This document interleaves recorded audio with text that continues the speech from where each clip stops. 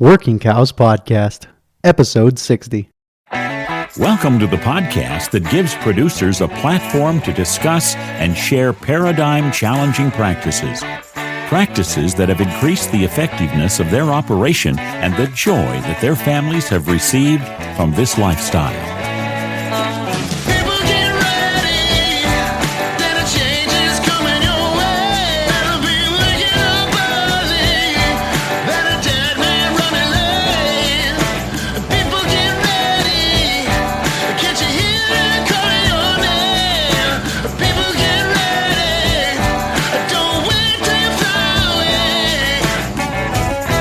Howdy everybody, it's Clay Connery, host of the Working Cows Podcast, here with a new episode for you. We are looking at the issues related to vaccinations and antibiotics and their place in the ranching industry. We're talking with two farmer feeders, people who are working with a cow-calf operation, as well as guys that are intimately involved with the life cycle of those cows from the time they are weaned and through the time they are sent on to the next phase in the process. And so they're dealing with these cattle and they're trying to keep them healthy and all those things. They've got the experience and the know-how to do this. And so this is going to be laid out a little bit more in detail as we intro the guests that we're talking to, Josh Sybesma and Calvin DeBoer. But it was in response to a discussion that I hope we will be able to carry on as well with another future guest of the Working Cows Podcast, talking to them about the place of those things in the industry. But we haven't quite locked that down yet, but that's something that I do hope to give them an opportunity to come on and share their perspective as well. So also, one major thing I want to make you aware of, at the end of today's episode, there is a preview of the bonus content that the Patreon supporters of the podcast have access to. Dallas Mount sat down and gave me some constructive criticism on the podcast, and we talked with him a little bit about his future as well. An announcement contained there, so stick around after the podcast. We will have a preview of the bonus content that Patreon supporters of the Working Cows Podcast get. You can support the Working Cows Podcast at workingcows.net/support. There's 3 different ways listed there in a blog post about how you can support the podcast, so I'd encourage you to check that out. As for now, we're going to get right into this episode with Josh Sybesma and Calvin DeBoer about the issues of feeding cattle and vaccines and antibiotics and their place in the industry. One note from a technical aspect, this whole podcast episode was recorded with my portable recorder that somebody sent to me, and so there are some plosives, or when I say P and B and things like that, that do get picked up and do get kind of overload the microphone on the portable recorder, something that I wasn't aware of during the recording. I think it's only a few times that it really limits things out, so just be aware of that. I'm aware of the situation, but it is a good episode, a good conversation with two guys who know what they're talking about. So here is my sit down at the South Dakota Farm Bureau State Convention with Calvin DeBoer and Josh Sybesma. Josh and Calvin, welcome to the Working Cows Podcast. It's a pleasure to have you on again, Josh. It's a pleasure to have you on a first time, Calvin, for my first live 2-person interview, so we'll see how this goes. But recording in our hotel room, Josh and my's annual tradition of recording at the South Dakota State Farm Bureau Convention. Josh and I are both members of the YF&R committee. Calvin, a past member of the YF&R Young Farmers and Ranchers Committee, and Josh and I sat down for episode 7 of the Working Cows Podcast. And the reason I go into all this detail is because it is germane to the subject of our discussion today, that we were in a panel discussion last night, or observers of a panel discussion last night, where the topic of grass-fed beef came up, and a local hospital who's doing good things for the local farm and ranch economy and local produce and buying as much local meat as they can and those things. But there were some things said that piqued Josh's interest. And so we're going to start out first by giving Josh and Calvin an opportunity to introduce themselves and talk a little bit about their operation, and then we'll get into the panel discussion. And the reason we're going to talk about their operations is because it fits in with what their authority to speak to the issues that we're going to touch on today on the Working Cows podcast. So, Josh, we'll start with you. Could you just tell us a little bit about the operation that you're a part of there north of Platte, South Dakota? Hey, Clay. So we run an operation. We got a cow-calf operation north of Platte. We're running cows, and then we have a feedlot that we're feeding fat cattle in. We run about 600 head when we're full. So we got, on top of that, we got, we're doing crop rotation, all that stuff there too. But yeah, our main thing is we feed a lot of cattle. So.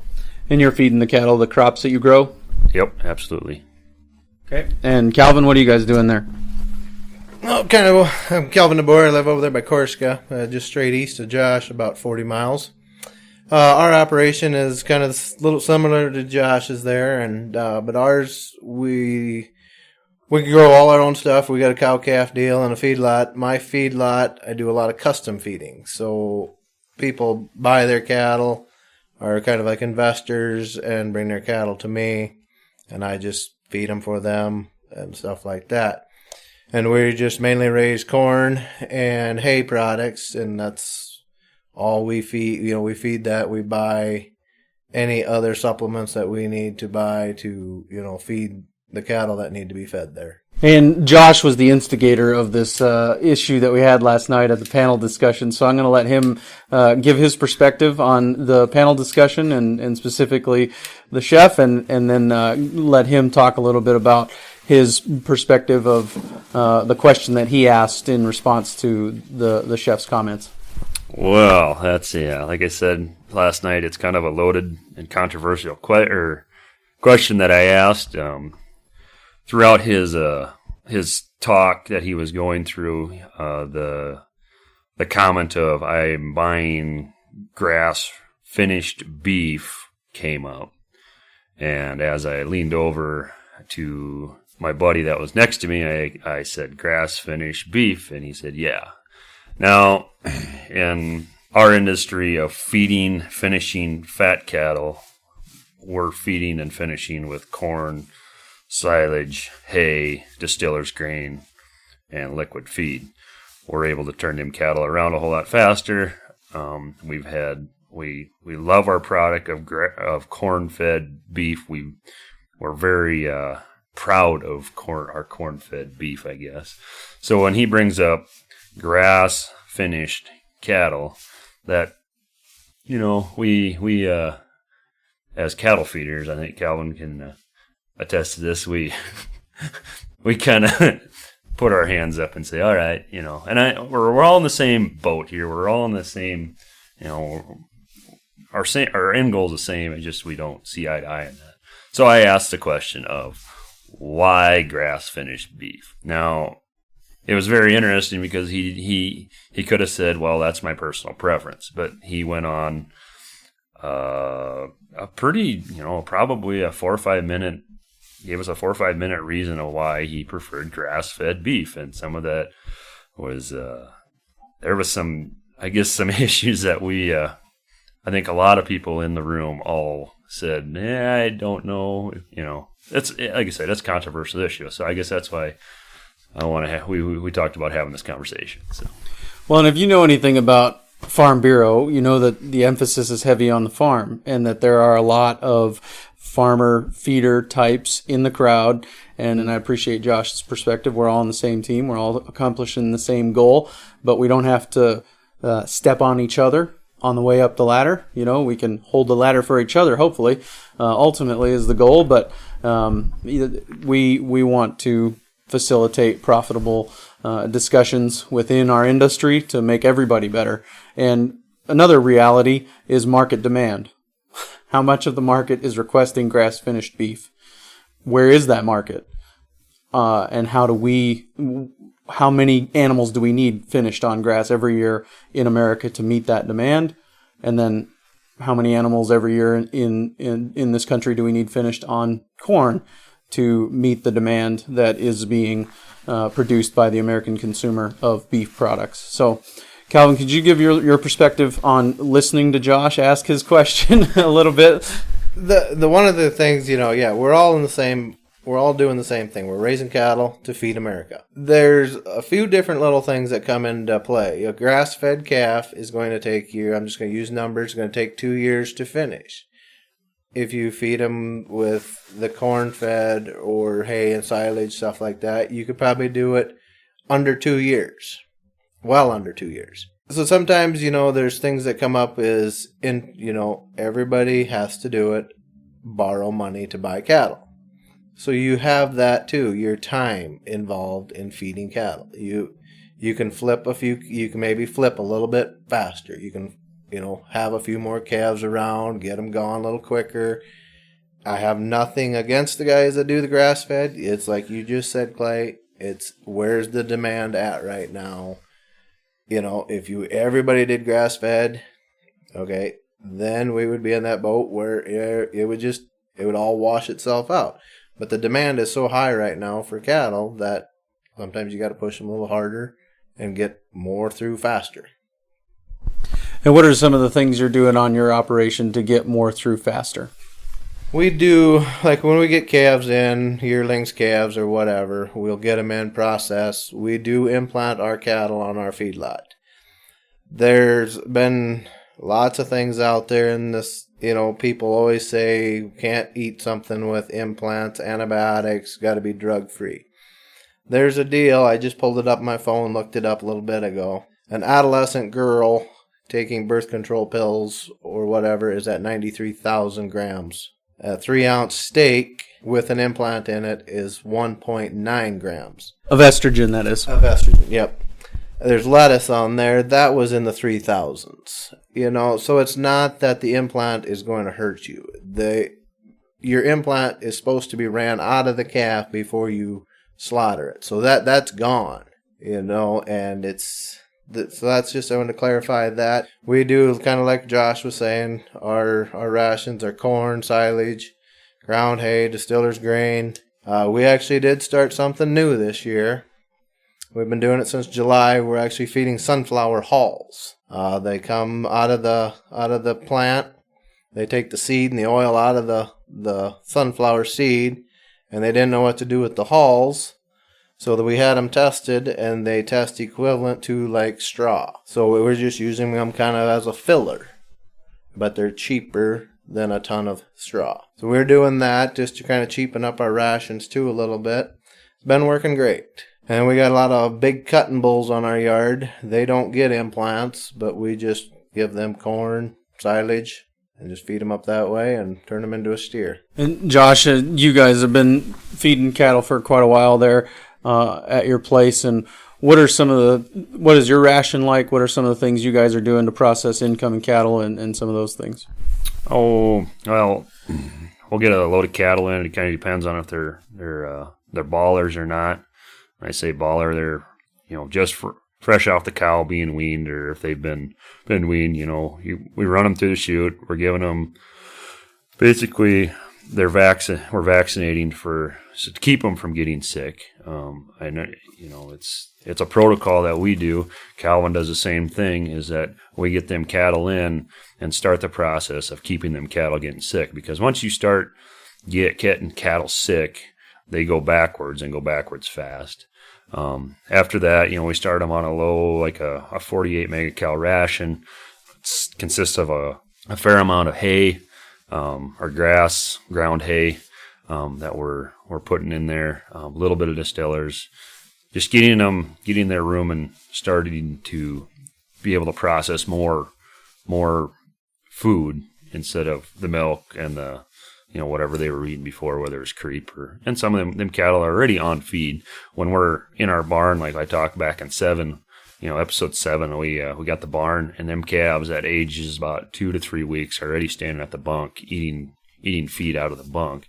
At that point, when we do get calves in, we're starting that process of feeding them, getting them started on a higher megacal diet. And you guys have both mentioned processing them on the way in, giving them implants or antibiotics or both. What are your precautions there as far as making sure that you're following the labels and those kinds of things when those animals come in? Yeah, we do that. We we don't do like we do that, but we don't do like an antibiotic shot when they arrive. We'll give them their vaccinations they need. You know, you got the protocols that you call for. You know, if you do that, stay on top of them, you won't have to treat sick calves and use the antibiotics. If you just kind of stick to a protocol and hit them when they need to be, you know, hit right away with them, your vaccinations. And then if you do have to pull sick cattle, then you're only treating 1 out of 100 that are sick instead of giving them all antibiotics when a week or 10 days down the road, you're like, oh, we got sick calves and we got a whole pen of them that are sick. Oh, we forgot to treat them, or vaccinate them. That's where you run into some problems there. If everybody that runs a feedlot that I know of have got a little protocol that you do a certain vaccination program when they show up. Let them. I'm just going to go back a little bit.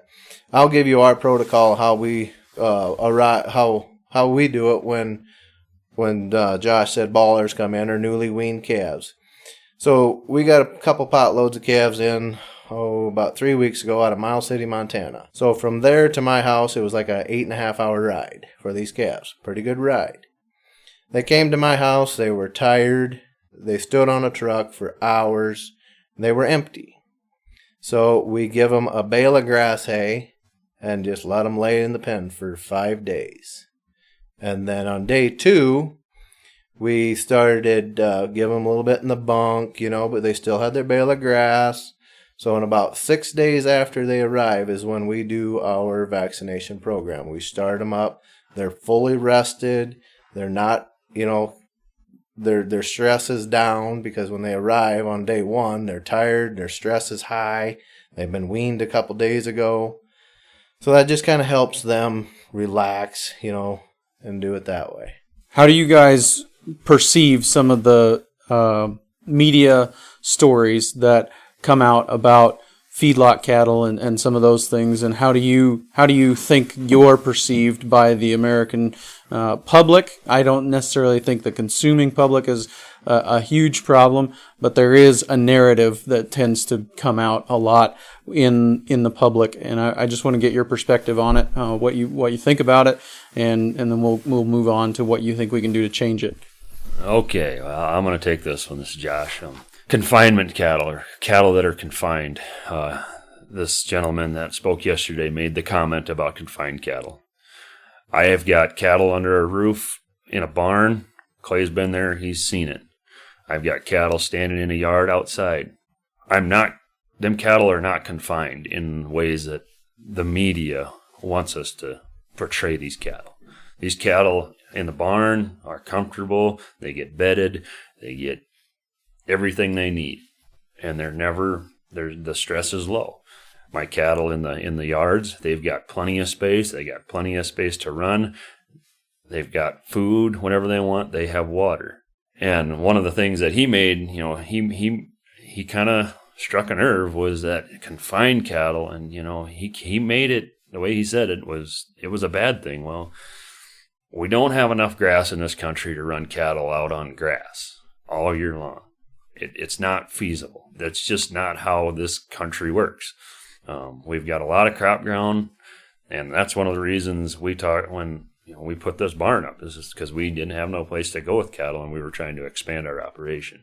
So we don't confine our cattle are in a pen, but they're not confined, like they can't move. Oh yeah, they move all over, and they love to run and jump. And I mean, it's fun to turn a bunch of cattle out in a yard and just see them just go frolic around. So that's one thing that I think us as producers we fail to show everyone else, that them cattle are taken care of, and they're not stressed in there by any means.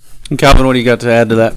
I completely agree with Josh. You know, there's nothing wrong with both ways, the barns, the outside, but there's younger generation coming up, and they can't buy land, but they can buy this little acreage, and I want to feed cattle. Well, I have 10 acres of land, but I want to feed cattle.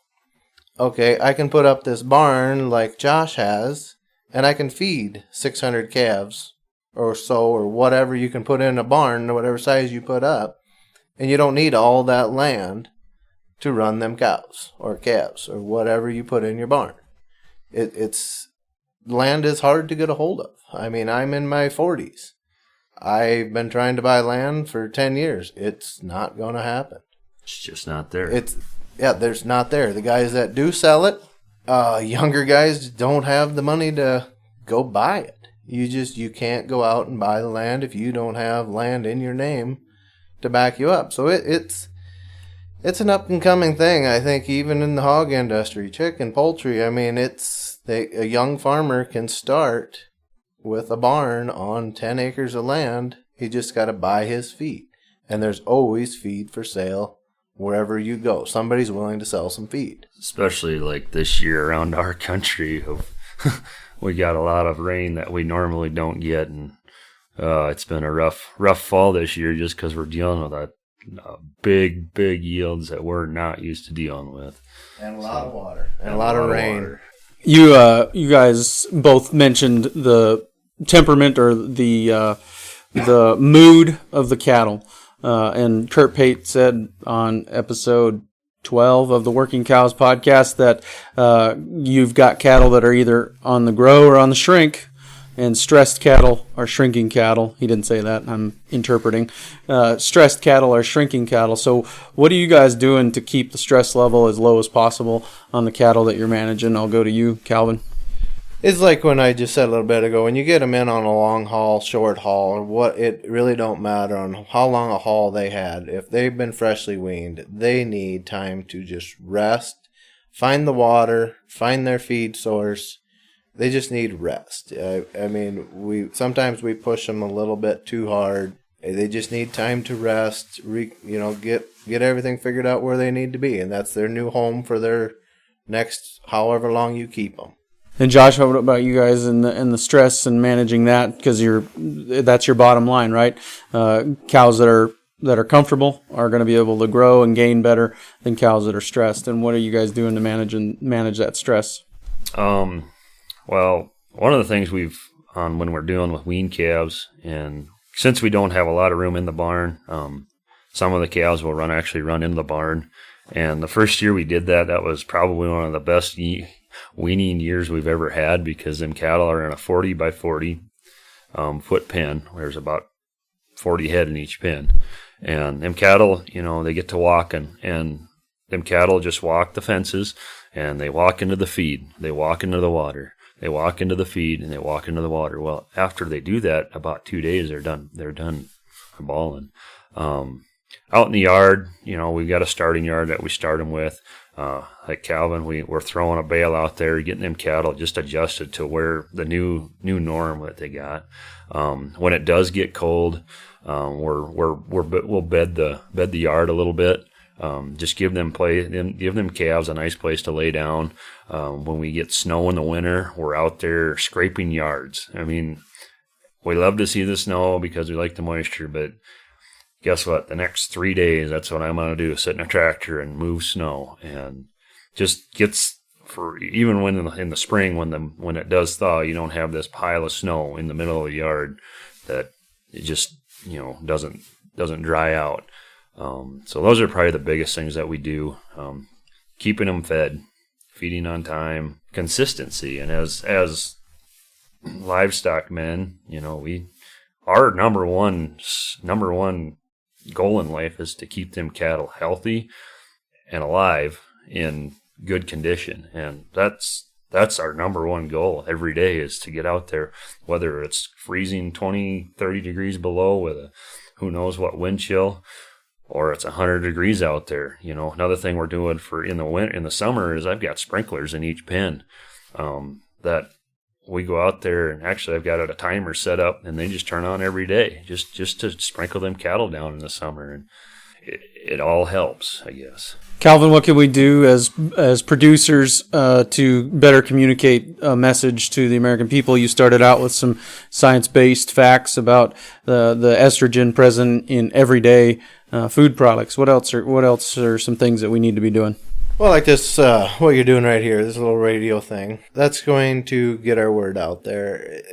There's there's numerous ways we can do it, and we're all lacking of it, is communicating, telling people. They always, I was at a Farm Bureau thing probably about 10 years ago, and I don't remember who the speaker was, and says you better have an elevator speech. Every time you step in an elevator, don't matter where you're at, New York, Chicago, Stickney, Corsica, Platte, Rapid City, have an elevator speech. If you don't know the person, start telling them who you are, this is what I do, and this is how we do it. A lot of people, I got a cousin lives up in the cities, and they said they have people that said their food comes from a grocery store. Yeah, your food does come from a grocery store, but we bring it we get it to your grocery store. They don't think that the meat comes from the cow that we raised. I don't know how you get that word out there. There's my elevator speech. I've done it. I've been on four cruises on a ship, and I mean, I am a massive elevator speech. My wife will sometimes walk away from me because she's like, "You talk to everybody." I'm like, "Well, I got to tell everybody where things are coming and how things are done." That's the way I like to try to do it. So, are you prepared to give your elevator speech right here on the Working Cows podcast? My elevator speech is I always tell them who I am. Calvin DeBoer, Corsica, South Dakota. I raise beef. And I says, the beef that I raise ends up on your table. And I had this guy, and we were on a cruise, and we were out in the Pacific Ocean somewhere. And he's like, "No, my stuff comes from the grocery store." And I says, "Yeah," I says, "but I raised it. It goes to a slaughterhouse, and then it gets processed, and then it gets brought to your grocery store." He says, No, them cows never die." Yeah, it's a way of life. I says, it's the circle of life. And then the guy says, "Well, what if that's the case?" He told me, "Where does chocolate milk come from?" I'm like, "Oh," I says, "how do I go about this one?" He says, "Does it come from them brown cows?" I says, "No, all milk is white." I says, "Chocolate milk is just a little bit of chocolate syrup added to the white milk, and you have chocolate milk." And he looked at me kind of funny, and it's like, "Oh," like, "Well, I didn't realize that." And I'm like, "Yeah." I says, "All the milk." I says, "We used to milk cows," and I says, "That was what we did for years until I went to this other line of work," and that was quite interesting to try to explain to him about all that stuff. And I was pretty exhausted. It probably took me about 20 minutes talking to the guy. I mean, nice guy, but just didn't have a clue on where the food come from. Apparently, there's a Star Trek replicator in the back of every grocery store I wasn't aware of that is bringing all that food in out of thin air. But no, I really appreciate what you guys do in producing the beef that ends up in the grocery store and on our plates. Josh, what are you thinking about this idea of communicating to the general public and how we can do it more effectively and maybe help people understand a little bit better about the chain of custody that those animals go through before they end up on their plate? Oh, that's a story. Everybody wants to hear a story. And being able and ready and willing to tell that your elevator story. And I've had a few opportunities to have that, to tell them stories. And one of them was that I was at a campground and backed into my spot to go to my camper, and there's a VW bus sitting next to me with California plates. Now, I'm sorry, maybe I'm being stereo whatever. And I just sat there and I said, I don't feel like, just thinking to myself, I don't feel like getting out of my vehicle, because those folks were sitting right there outside. And, I was going to open the door and they were going to say hi, and I was going to have to say hi and engage with these people. Finally, after about a minute, and I even told my wife that I just don't feel like getting out of the pickup. And she says, "Come on, let's go." 3 hours later, after an iPad, I got my iPad out. I introduced these folks to a whole new realm of life in a way that they had no clue. And I'm going to tell you, it's rewarding sometimes. It's frustrating sometimes. But at the end of the day, if we want people to know what we do as farmers and ranchers, we got to tell a story. whether it's a podcast, whether it's getting out of your vehicle and talking to these people. Funny story is these people, they were from California. Yes, they were on their way through. It was during our, what we call Dakota Fest. It's a big farm show in Mitchell, South Dakota, in this summer. I said, why don't you guys come down and I'll show you around a little bit for a couple hours. I gave them tickets. I said, you come down, I'll buy you supper or buy you dinner. And they showed up. They took me up on it. And I still chat with them to this day, just having that conversation and engaging in people. And like I said, a lot of our time, us as ranchers and farmers, we're tired. We work lots of hours. We've been in the field for the last month and a half working. I'd hate to know how many hours. I'm so sick of eating sandwiches out of a lunchbox right now. I don't even know which way to turn. And so those are things that, as farmers, we do need to get out and like I said, it can happen whether you're on a cruise ship like Calvin or you're at a campground in Mitchell, South Dakota. Those are things that, we need to do. 3 hours is a big elevator. I don't know about you, but that was a long elevator ride. It was good. It was very good. But one thing I guess we kind of touched base on, Clay, we were talking about antibiotics and vaccinations. I want to clarify. Antibiotics are totally different than vaccinations. A vaccination is what we do when we go down to the doctor's office and get a flu shot. It's a prevention of a disease that we think we can get. We are giving these calves a boost in their immune system so they don't get sick. I ain't saying after you give them that, they're not going to get sick. It's the same as a flu shot where it's a prevention of us trying to keep them from getting sick. The antibiotic is another tool that we use, just like everybody else gets an antibiotic when we get sick, is that it's a tool to be able to help us treat the cattle to get them better so they can get back on track of gaining weight. Very good. Really appreciate that. Just some logical consistency would be nice because it's the Democrats, it seems like, that are pushing some of these different agenda items. I shouldn't say that, the left, that are pushing some of these agenda items that would be like grass-fed beef and hormone-free and all these other things. But it's also the left that wants to promote birth control for paid for by companies, and it's also the left that wants to make sure that every kid in America gets vaccinated because they want to treat us like a herd, but they don't apparently want cows treated like a herd. So just some interesting things where you see some logical inconsistencies with the way that these things get messaged out to the world, and I really appreciate you guys' time today and your perspective. Any final thoughts, anything we missed, or anything else you want to throw out there? I'd just like to say thank you for doing this. It's getting another 15, 20 minutes, whatever you've been on here. It's just getting some more word out there and telling the public what's going on. And Josh? Yeah, I've enjoyed, I don't get to listen to them all, but I've enjoyed them. I've enjoyed the friendship with you, Clay, just being able to chat with you about some of these issues. And, we're not trying to be out there to, harm anything. We're out there working our butts off to make, we want to take care of them cattle. We want to do our best that we can, just like everybody else. We hope that everybody else does in their line of work, their jobs, their careers.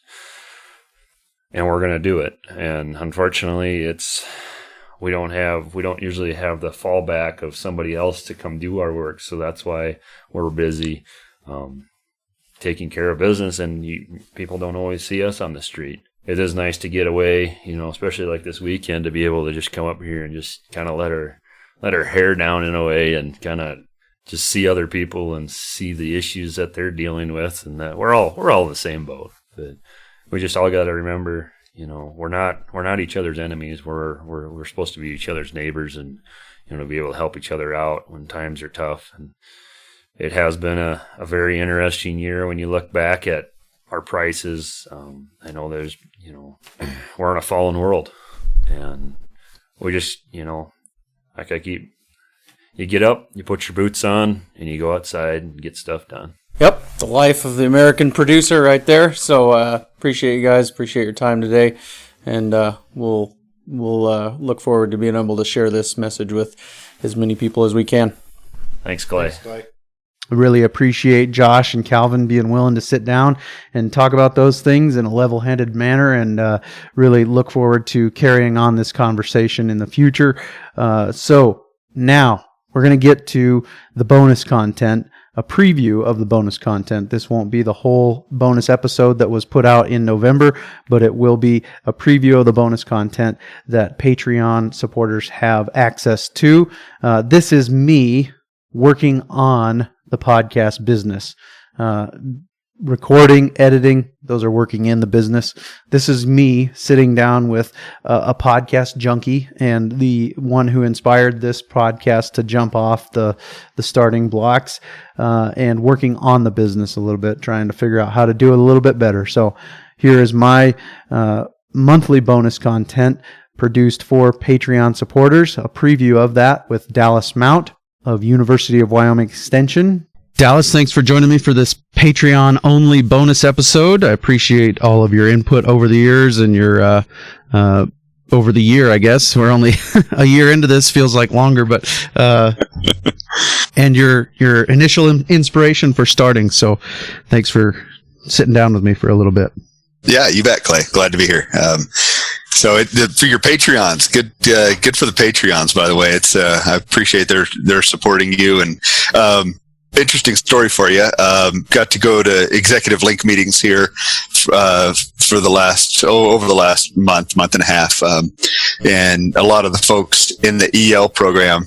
I'd be walking into an EL meeting and somebody says, "Have you guys heard of that Working Cows podcast?" And then somebody else told me, "Hey, Dallas, I heard you on the Working Cows thing." I think it was probably 3 or 4 different occasions, separate, disconnected occasions that your podcast was brought up among that crowd. So you're certainly getting some play in that group. Good. That's what I'm shooting for. Yeah, it's been really interesting. You know, I kind of set out with a goal of producing a podcast that was interesting for beef, cow-calf producers especially.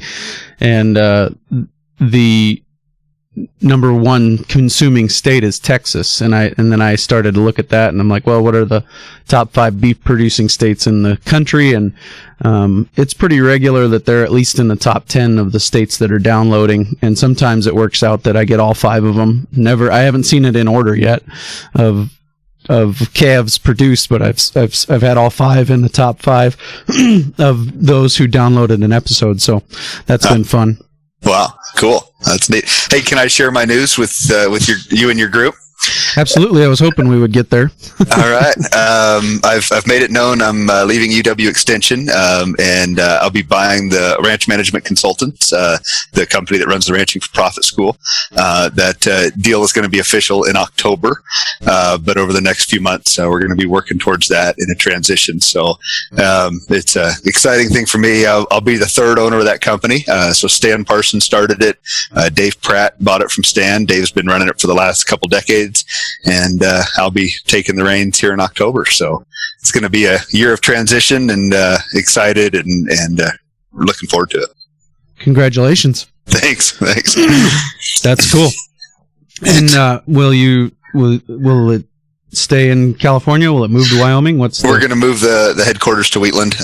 So my wife and I are going to continue to live here, and our kids are in high school now, so they'll certainly finish out high school here. And yeah, so we're kind of in the early stages of starting to put together staff, look for a building, do those kind of things. We're going to be going over and spending some time with Dave in April, and having his staff walk us through everything they do. And so I think that's a good transition. I myself am going through a transition. Started at a new church out between Newell and Faith, and I'll be there every Sunday starting in January, and then after my kids are done with school this year, and Belfouche will move out there and be there full time in the neighborhood. And so I've got some things to look at as far as my position in the ranching industry and those things too. But how would you say the Working Cows podcast has grown, or how's it been handled so far? Some constructive criticism, if you will, since we've been through 57 released interviews now, I think. And or I guess 59 with my bonus episode that I just released this week. So any thoughts, constructive criticism, ideas?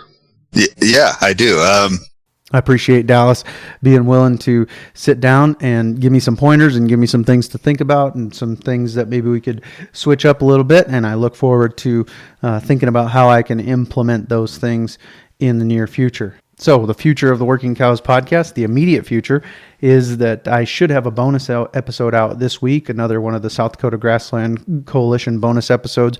This time I'm going to be sitting down with Joe Dickey, the photographer and videographer of the Our Amazing Grasslands videos. So really look forward to talking to him about what this whole project was like for him and how it has changed his perspective and some of those things. So that's going to be a bonus episode unless I can't find somebody else to record an episode with between now and the end of this week. If I cannot find someone, I might have to push that one back to being episode 61, or it'll be episode 61 one way or the other. It'll either come out this week as episode 61 or it'll come out next week as episode 61, but not a bonus episode. So keep your eyes peeled. Go ahead and subscribe, workingcows.net/subscribe, so that you don't miss them, so that you're not having to go and check the website to see if they're out. You'll just, boom, get it automatically updated right there in your podcast catcher, whether that be Apple Podcasts or Overcast or Pocket Cast, or the one that I use,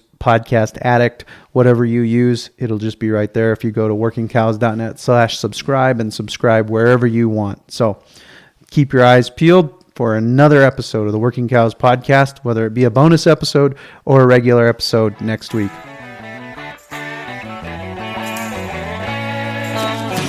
We invite you to visit workingcows.net to subscribe to the show via iTunes or Stitcher.